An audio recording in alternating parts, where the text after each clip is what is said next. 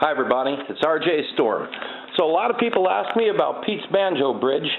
So in order to appease all that, we're going to shoot some pictures of Pete's Banjo Bridge. What's this made out of, fiberglass? I think so. Along with a nice new banjo head. And look, there's Pete. Pete, tell us about this bridge. The banjo was invented, and I think I was the first person to use it, besides the man who invented it. His name was Stu Jameson, a square dance caller.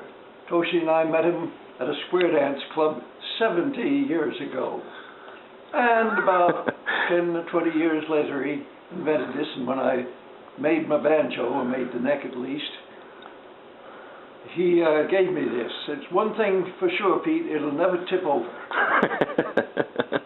Well, tell us about the banjo neck while we're here. Well, I had a S.S. Stewart banjo first. It cost me all of $5 at a local pawn shop in 1939.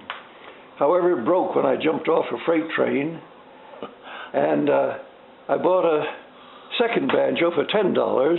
This was a Seeger White Lady at the same pawn shop, 3rd Avenue and 13th Street, New York City. And that lasted till 1949. I went through World War II with it, but it got stolen out of my car. I went in for a cup of coffee and didn't lock the car, and I came out and the banjo was gone. I tried several banjos and wasn't happy with them, so I ended up buying a piece of very extraordinary wood. It's called lignum vitae. It has so much plastic in it, you don't need to varnish it. It takes a shine all by itself. It's a Latin American hardwood. They use it for marine bearings. Very expensive. It cost me $50 in those days. In what year was that? About 1955, I think. $50? Yeah. In 1955? In 1959. Yeah. Now it's hundreds of dollars a piece this size. And I had somebody with a bandsaw rough it out, and then I took a saw and a file, and I rounded it off. Got Jimmy down at John D'Angelico's in New York to put in the frets. But he put them in the wrong place. The bridge was too near the rim. Uh-oh. So I had to put them in again, tear them out, and put them in again. Ah, yes indeed.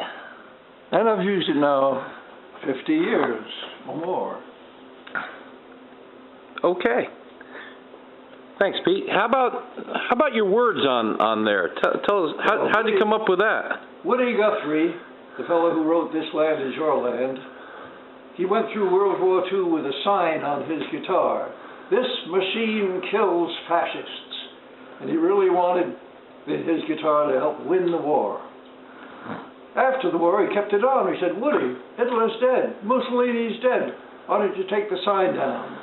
He said, this fascism thing comes along whenever the businessmen get the generals to help them stay in power. And so you toned it down, or you came up with that? Woody went into the hospital with an incurable disease he'd inherited from his mother. It's called the Lou Gehrig disease because the great baseball player died of it. No, wait a minute. Huntington's, I think he had. No, I'm thinking of another thing. Woody died of Huntington's disease. It's Leadbelly died of amyotrophic lateral sclerosis, ALS. ALS. Woody died of Huntington's disease. You inherit it. And his grandfather had it, his mother had it. She died in a mental hospital, and so did Woody. But he went into the hospital in 1952, and when I had this new banjo a few years later, I decided to put on it a slightly more pacifist version. A kinder version. Gentler, too. I was greatly influenced by Martin Luther King. He turned my way of thinking around. And what he accomplished without using violence is something the whole world should learn. This machine surrounds hate and forces it to surrender. Amen. Thanks, Pete.